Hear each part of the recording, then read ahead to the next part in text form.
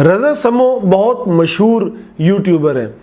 ہوا یہ کہ کچھ دن پہلے ان کا یوٹیوب چینل ہیک ہو گیا اور ہیکر نے اس پر ایک ایسی ویڈیو چلا دی جس سے رضا سمو کی مونیٹائزیشن بھی بند ہو گئی۔ اس کا مطلب ہے کہ ویڈیوز سے جو انہیں پیسے ملتے تھے وہ سلسلہ یوٹیوب نے کہہ دیا کہ جی ہم آپ کو پیسے نہیں دیں گے۔ ساتھ ہی ان کا ایڈ سینس اکاؤنٹ بھی بند ہو گیا۔ یہ ایڈ سینس اکاؤنٹ اور مونیٹائزیشن یہ دونوں چیزیں الگ بھی ہیں اور آپس میں جڑی ہوئی بھی ہیں۔ یعنی ایڈ سینس اکاؤنٹ کے ذریعے گوگل آپ کی ویڈیوز پر اشتہار لگاتا ہے اور مونیٹائزیشن کے ذریعے آپ کو پیسے ملتے ہیں۔ ایڈ سینس اکاؤنٹ نہیں ہوگا تو اشتہار نہیں چلیں گے، اشتہار نہیں چلیں گے تو مونیٹائزیشن بھی نہیں ہوگی۔ اب رضا سمو نے ایک طویل عرصے تک محنت کی تھی۔ ان کے 10 لاکھ سے زیادہ سبسکرائبر تھے، لیکن وہ ساری عمارت جسے تعمیر کرنے میں برسوں لگے تھے وہ ایک لمحے میں دھڑام سے گر گئی۔ تو اس واقعے کے بارے میں جان کر میں بھی بہت خوفزدہ ہو گیا کہ یوٹیوب کتنا انسیف پلیٹ فارم ہے۔ یہاں آپ کی برسوں کی محنت ایک لمحے میں ضائع ہو سکتی ہے۔ اور رضا سمو کا چینل ہیک ہوا تو ان کے تو سوشل میڈیا پر لاکھوں فالوورز ہیں۔ ان فالوورز نے سوشل میڈیا پر رضا کے لیے آواز اٹھائی۔ رضا سمو کے لیے کئی یوٹیوبرز نے ویڈیوز بھی بنائی۔ جو میرے جیسا 1200 سبسکرائبرز والا بندہ ہے جس کی سوشل میڈیا پر کوئی فالوئنگ بھی نہیں ہے، اگر اس کے ساتھ ایسا کوئی معاملہ ہو گیا تو وہ کیا کرے گا؟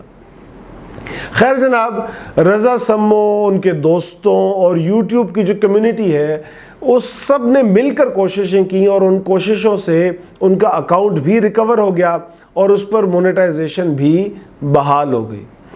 رضا سمو نے کئی چینلز کو انٹرویوز دیے ہیں اور بتایا ہے کہ ان پر کیا گزری۔ تو اس ساری ایپیسوڈ سے کچھ لیسنز ہیں جو سیکھے جا سکتے ہیں۔ رضا سمو بتاتے ہیں کہ ان کا چینل ہیک کس طرح ہوا۔ وہ کہتے ہیں کہ جی ایک دن انہیں ایک ای میل آئی جو بظاہر کسی سپانسر کی طرف سے تھی اور ان سے کہا گیا کہ آپ نے ہماری ویڈیو گیم کھیلنی ہے، اگر پسند آئی تو اس پر ریویو بنائیے گا اور ہم آپ کو پیسے دے دیں گے۔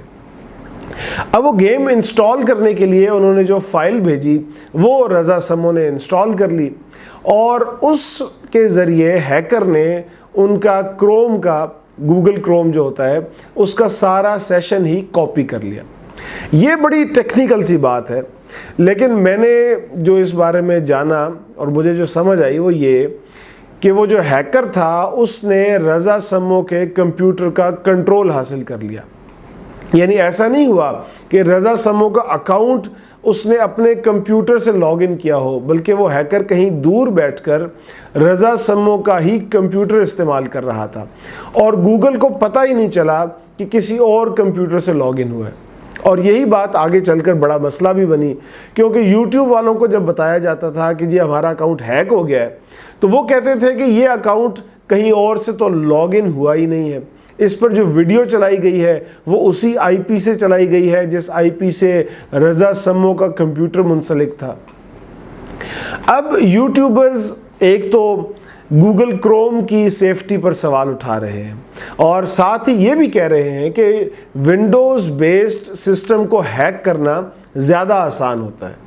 یہ مشورہ بھی دیا جا رہا ہے یوٹیوبرز کی جانب سے کہ آپ جس کمپیوٹر سے ویڈیوز اپلوڈ کرتے ہیں وہ الگ کر دیں، اسے بالکل الگ رکھ دیں، یعنی اس کمپیوٹر کو اور کسی کام کے لیے استعمال نہ کریں تاکہ اس کمپیوٹر پر نہ کوئی اور فائل انسٹال ہو، نہ کسی ہیکر کو ہیکنگ کا موقع ملے۔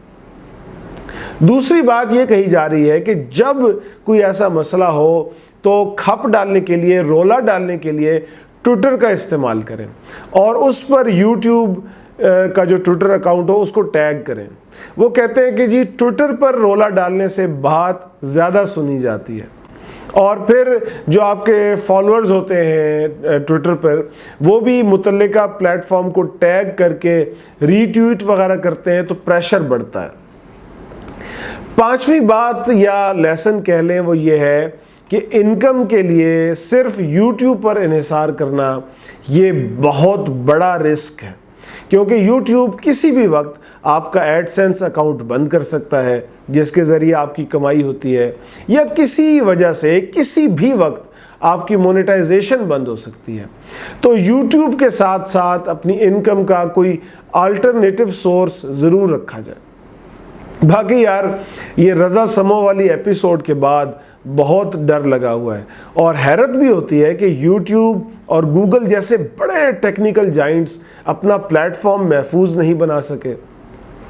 اگر آپ کے پاس بھی سیفٹی کے حوالے سے کوئی ٹپس ہیں تو کامنٹ سیکشن میں بنائیں۔ اللہ سب کو محفوظ رکھے، سب کے اکاؤنٹ بھی محفوظ رکھے، اور ہیکرز کو ہدایت دے۔ آمین۔